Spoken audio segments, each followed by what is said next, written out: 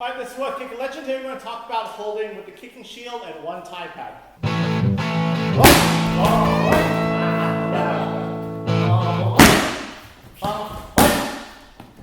Welcome to Kick Legend. We're happy athletize the art out your fight here once again with Kru JJ at Stockade Muay Thai in Kingston. And he talked a little bit before we started filming about how to film with this combination of pads and equipment, so we're going to let him take it away. Okay. So, a lot of times, you're going to be throwing something with one low kick to finish. So maybe I throw like a hook and then I finish with the right low kick or something like that. And you're trying to get combinations that are using both sides of your body. So a nice clever one that happens is like if he puts his right leg forward and he leads with this leg. Now he can give you whatever punches he wants to start, but the combination starts with this left low kick. When I throw this left low kick, it's going to land. I'm going to throw the cross. He's going to step that leg back and switch the side. Boom, and then low kick. Right? So this way, he can efficiently change the sides where I won't lose the rhythm and timing and make the space I need for this combination. Right? So as he goes, I step one, two, right? And the thing, when you are the person moving with this type of thing, you'll start to find sometimes where like, you'll see the body throw, and they're in here real tight, and then here real quick, and they're like reaching out here to try to get it, because they're not moving with him. If you pay attention to the space between me and him, we are attached by a bar, not a chain. Right, so when I throw this at him, this is the same distance, boom, he steps back, we're in the same spot we were before. Right, this like when I move with him, the same thing, right? The chains, we always stay the same. So I turn, right, we're always in that same spot. So when it's right time to go, right, I'm staying right with him. Right, right, and so when he holds this to me, so that the guy doesn't get confused, sucks to be old. He's going to hold this with that down. Because right now he's telling me to throw that. So he's going to say 4. And because of the sequence of the way things come up, I'm going to go like this. That's going to come up, throw, throw. I'm following what's happening with his body. So he goes 4, he steps, I throw, boom, boom, boom, boom. If he is this distance for me, I don't have to necessarily switch in and stuff myself. If this is the right distance, if I can touch that, if you look at my body, it stays in this spot like I'm attached to this place. And then I land from that spot. I don't want to throw this where I'm like, right, that's ridiculous, especially my hands dropping. So I have nice form, my elbows are on my wrist, I turn, right, and I control how the center of my body moves forward. Where my feet land is almost irrelevant. And if he throws that low kick, go on the other side, so it's the right side. And my body's straight, and I turn this, that lands. And my body's straight, I can step out here and throw that same kick, but my body's in the same spot. Right, I haven't changed that range. Because I don't want to get hit with him. That sucks. So I can land from here, or I can land from here. Right. So again, he goes 4. Right, yeah, I go right, and the same distance you started.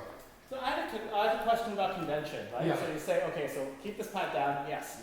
How do you signal to throw the third punch rather than the third beat as a kick? And is this actually getting there only after the hook? Well, because this is happening at the same time, I'm going to follow the punch combination. Because you're moving the kick in real time. See, if you go slow, I go 1, 2, that's moving together. Because your hips are still, your legs are still getting to the ground or positioning or whatever you want to call it. Okay. So I throw this at you, that comes up, I'm answering, that's already turned right there. Okay. See, because your foot, that back foot won't land until after my hook lands. Okay. Right? So then if I wanted kick punch, then I would you go like this, 1, 2, bring that over up, and come back. Right? And the fact that you have this pad there means that I'm going to finish with the low kick no matter what. Yeah. Right? The whole premise is that we're killing the low kick, right? When we're using this pad. So you can call whatever you want in between, but whatever the hell, wherever that is after the last punch, that kick is coming as hard as it can. Yeah. Right? That's how you should think about that.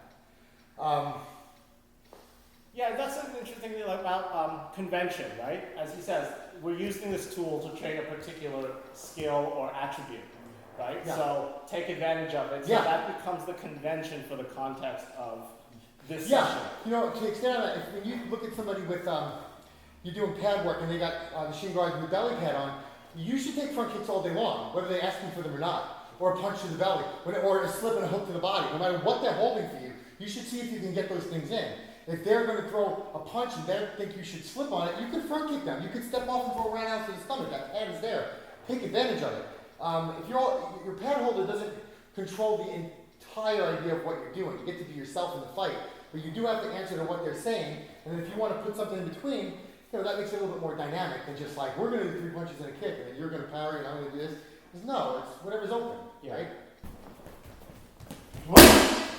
Oh, say 2. Oh, because you want 2 punches, right? So you're going to go 2, 2, 1, pop, right? And you can say 2, and it can be jab cross, and you just hold it straight. Yep. Right? So 2. Right?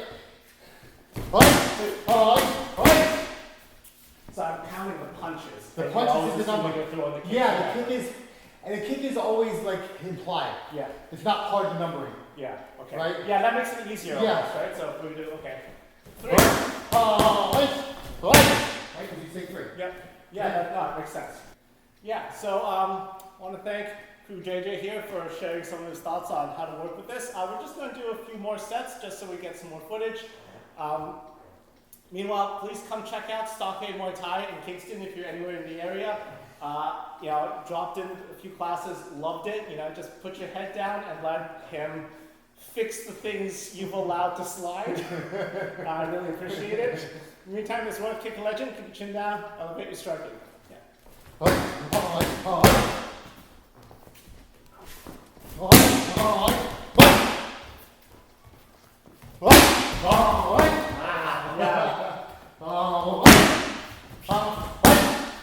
So I'm hitting this first, you're gonna move it. Yeah.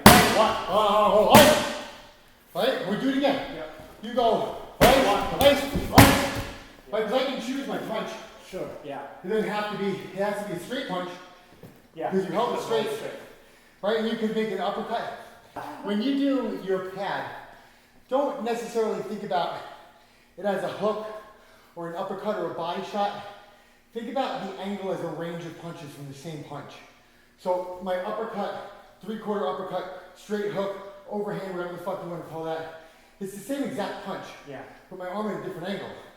So whatever this is, I have to meet that. Yeah. Right? The angle of the pad and the sequence of the pad dictates what I'm going to throw, not you verbally. Yeah, of course. Right? And that punch could be an elbow, or you hold a straight jab, and instead of throwing the jab, I step in on the elbow. Right? Or I throw the hook elbow, or the 12 to 6 elbow, whatever the hell the thing is. Yeah, yeah. When you do want the elbow, you underline it. If you want them to throw the elbow, yeah. Then too bad you throw it and you just step in off the, because they have to clear that arm. Yeah.